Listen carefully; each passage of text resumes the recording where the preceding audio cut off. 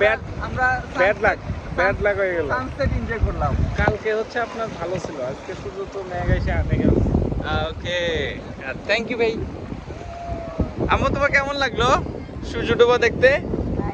হ্যাঁ নাইস। এই হাসি আর থামেন না আম্মুর।